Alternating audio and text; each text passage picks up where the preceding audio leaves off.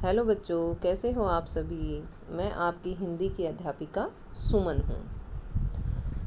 हम अपनी हिंदी की पाठ्य पुस्तक वसंत के 2 अध्याय कर चुके हैं। आज हम इसके तीसरे अध्याय के बारे में जानेंगे, जिसका नाम है हिमालय की बेटियाँ, जिसके लेखक हैं नागार्जुन। नागार्जुन ने इस पाठ में हिमालय से निकलने वाली नदियों के बारे में चर्चा की है।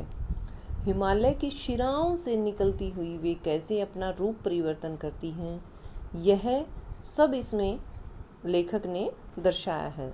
लेखक जब दूर से हिमालय की गोदी से निकलती हुई नदियों को देखता था तो वे उसे बहुत ही सुंदर प्रतीत होती थी। उनका स्वरूप एकदम गंभीर, शांत व अपने आप में मस्त दिखाई देता था। वे एक शिष्ट महिला की भांति दिखती थी। लेखक के मन में उनके प्रति बहुत ही सम्मान और श्रद्धा का भाव था।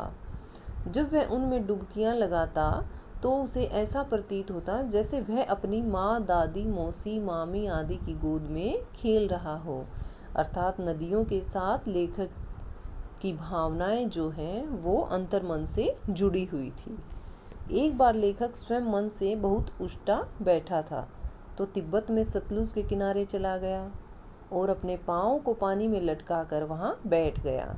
तो थोड़ी ही देर में उसका जो तन और मन था वो लेखक को एकदम से ताज़ा सा प्रतीत होने लगा और लेखक का चित्त इतना प्रसन्न हो उठा कि वह कह उठा कि सतलुज बहन, तुम्हारी जय हो, तुम्हारा स्वरूप बहुत ही प्रिय है।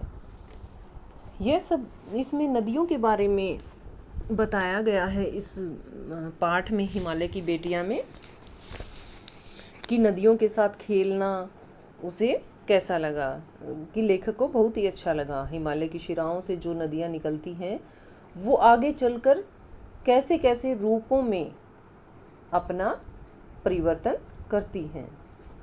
तो अब बच्चों, इसके सार के बाद हम इसके कुछ एक शब्दार्थ देखते हैं इस पाठ के। इसका सबसे पहला जो शब्दार्थ मैंने आपको लिखवाया है, बता रही हूँ, इसका है गंभीर। गंभीर मीन्स, गंभीर का मतलब होता है गूढ़, गहरा या शांत, बिल्कुल एकदम से शांति प्रिय। संभ्रांत, शिष्ट, कुलीन। विशाल, विशाल का मतलब होता है बड़ा। भावभंगी, इसका अर्थ होगा विभिन्न स्वरूप। हिमालय की शिराओं से निकलने के बाद सभी नदियां किन किन स्वरूपों में परिवर्तित होती हैं, कैसे अपना रूप बदलती हैं, विभिन्न स्वरूप उनके दिखाई देते हैं। उल्लास का अर्थ है खुशी। कौतूहल, कौतूहल का अर्थ है जिज्ञासा। पट, पट का अर्थ है पर्दा। विस्मय, हैरानी। विराट प्रेम, अत्यधिक प्रेम। अतृप्त, अतृप्त का अर्थ होगा संतुष्ट न होना, जिसकी तृप्ति न हुई हो। तृप्त का अर्थ होता है जैसे संतुष्ट होना। बंधुर, गहरी, बंधी हुई। अधित्यकाएं, अधित्यकाएं एक नया शब्द है हमारे लिए इस पाठ में। इसका अर्थ होगा गुफाएं। गुफाओं को हम अधित्यकाएं कहते हैं। सरसब्ज, उपत्यकाएं, हरी भरी घाटियां। सिर धुन्ना, सिर धुन्ना का अर्थ है पछताना। इसके बाद है बच्चों मौन। मौन का अर्थ है चुपचाप। अगला शब्द जो है वो हमारा है प्रवाहित। प्रवाहित, बहना, इसका अर्थ है बहना। यहाँ नदियों के बहने से तात्पर्य है इसका। श्रेय, श्रेय का अर्थ है अच्छा।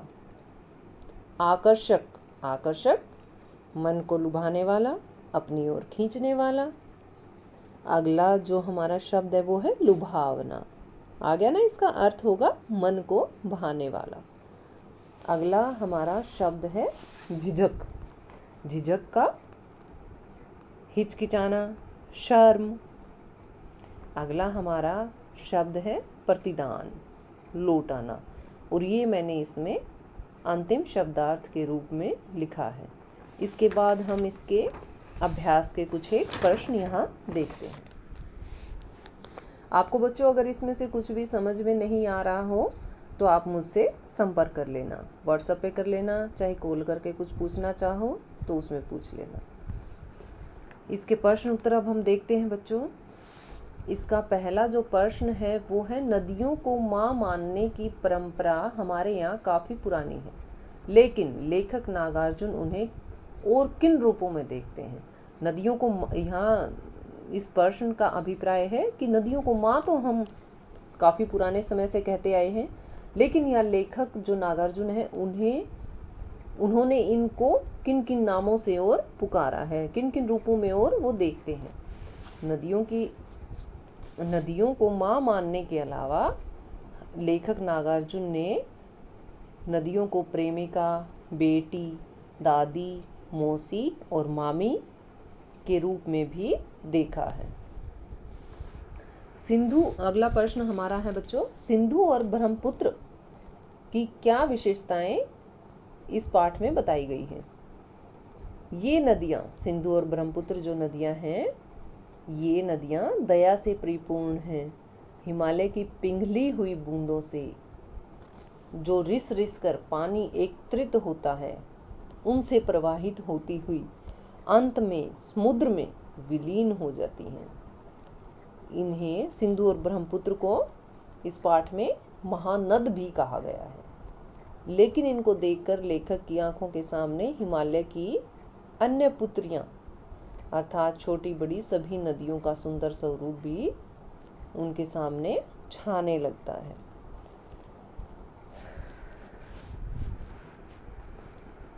अगला प्रश्न है बच्चों हमारा, काका कालेलकर ने नदियों को लोकमाता क्यों कहा है। काका कालेलकर ने नदियों को लोकमाता इसलिए कहा है क्योंकि ये युगों युगों से पूजनीय व मनुष्य हेतु कल्याणकारी रही है। इनका जल भूमि की उर्वरा शक्ति बढ़ाने में विशेष भूमिका निभाता है। इनको लोक माता इसलिए भी कहा गया है क्योंकि ये जीवनदायिनी भी है। जीवनदायिनी कैसे हैं ये, जैसे खेती करने के काम आता है इनका जल, और जल है तो जीवन है, ये भी एक मुख्य बात है। जल के बिना कुछ भी संभव नहीं है, अतः इनको जीवनदायिनी भी कहा गया है।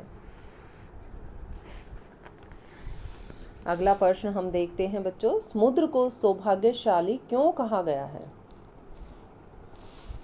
दयालु हिमालय की पिघले हुए दिल की एक एक बूंद न जाने कब से इकट्ठा हो कर इन दो महानदों के रूप में समुद्र की ओर प्रवाहित होती रहती है। महानद किसे कहा है, सिंधु और ब्रह्मपुत्र को।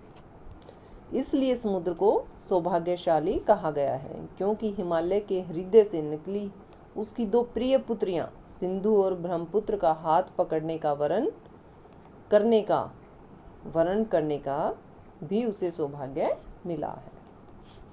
अच्छा, एक और प्रश्न हम इसका देखते हैं बच्चों, उत्तर में विराट मौन से लेखक का क्या तात्पर्य है। उत्तर में, उत्तर दिशा में विराट मौन सा जो खड़ा है, इस पंक्ति से लेखक का तात्पर्य है जब नदियां उत्तर से निकल जाती हैं तो ऐसा लगता है कि उत्तर दिशा मौन हो गई हो, यानी जब नदियां अपने बालपन की चंचलता रूप वे पर्वतों पर ही छोड़ देती हैं, जो उछलती कूदती खिलखिलाकर हंसती हुई विभिन्न भावों भंगिमाओं व उल्लास के साथ आगे बढ़ती हैं। तो ये था इसका उत्तर में विराट मौन से लेखक का क्या तात्पर्य है। अच्छा बच्चों, इसके बाद कुछ एक अति लघु उत्तरीय प्रश्न भी इसमें दिए गए हैं।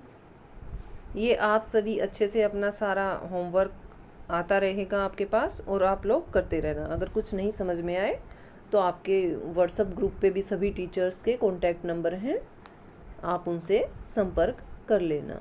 ओके बच्चों, बाय। है।